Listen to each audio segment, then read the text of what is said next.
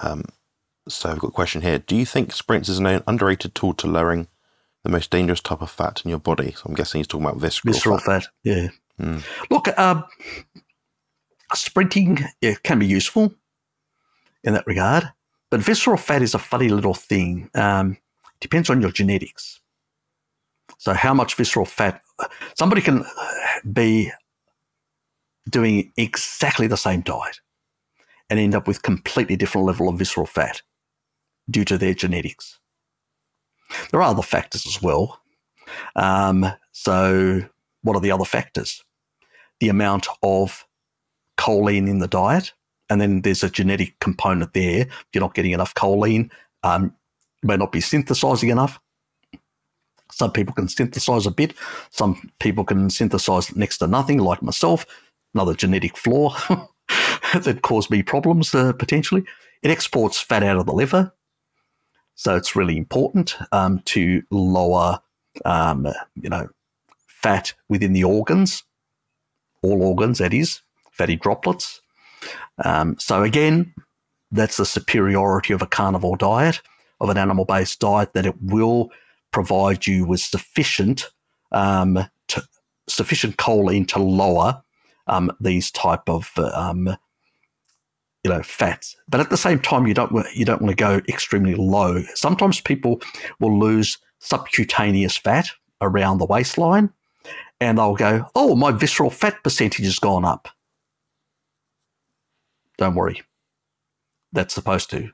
If one's actually lowered, the other one's going to, as a percentage, go higher. It's the quantity that counts, not the percentage. If you've got very low subcutaneous body fat around the waistline, well, your visceral fat's going to be super high. But is it too high or just right? Remember, organs need visceral fat to function, the heart in particular.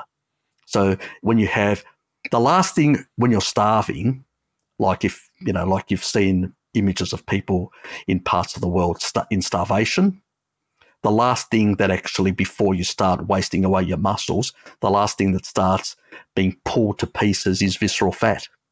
Actually, muscle will, in many cases, and skeletal will go before the visceral fat. Again, because the organs need it for energy supply. Critical, especially for the heart.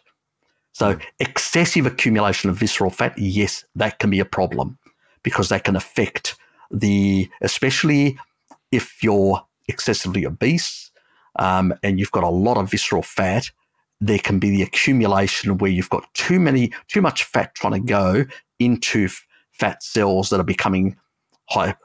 There's a fat hypertrophy that actually happens. The fat cells grow from too much, and then as a consequence of that, you get a lot of inflammatory cytokines that are released from those visceral fat cells, affecting directly those organs. That's the problem.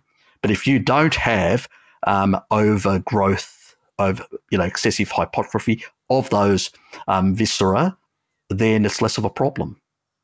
You still need them as first line of fat for the organs. Yeah. So I wouldn't fear it, and you have to be very careful when you do any tests or any scans that you realize that the scans are actually talking about percentages, and they base those percentages on the average population on a standard diet, which tend to have more subcutaneous fat. And it really doesn't tell you the true story. So, yeah, just keep that in mind. Yeah, very important point there. I can't stress that enough. When we're looking at what is contained within the body, when you're looking at body composition, percentage don't tell you much at all. What you're looking at is the grammages. So I could say to you, Harry, I am, 60% protein by weight, or 18%, whatever it happens to be. Yeah. Well, how much muscle is that? You don't know. In relation to body water fat. So understand your grammages. Very important. Yeah. It's basically to the height, what height that person has, and then based on what would be their looking at because BMI doesn't really work, because you have to take in the sort of the lean muscle mass, and so you would have to do a DEXA scan to get a proper lean muscle mass and unless you know how much muscle mass, then when you're doing a comparison for viscera, that will actually tell you, because if you got more, you need more. And remember, if you're in a low carbohydrate state, you get a translocation of fats inside the actual the muscle cells themselves to be closer to be able to providing for ATP energy. That is that one of those cogs of the three cogs of the energy system within the muscles.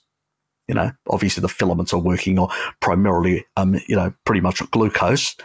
But at the same time, you need energy to produce that glucose or to transport it there, stuff like that. So that's where the ATP plays a role in it.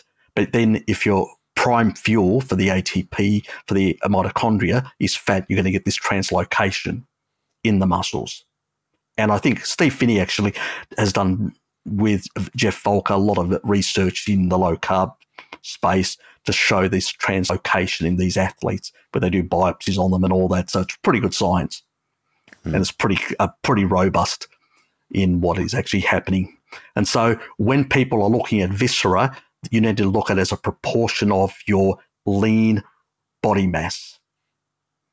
So if it's, that's how you actually work out whether it's too high, too low, or just right. Yeah, makes sense. I like that their research as well. It's good reading material for you guys into that sort of thing. Exactly.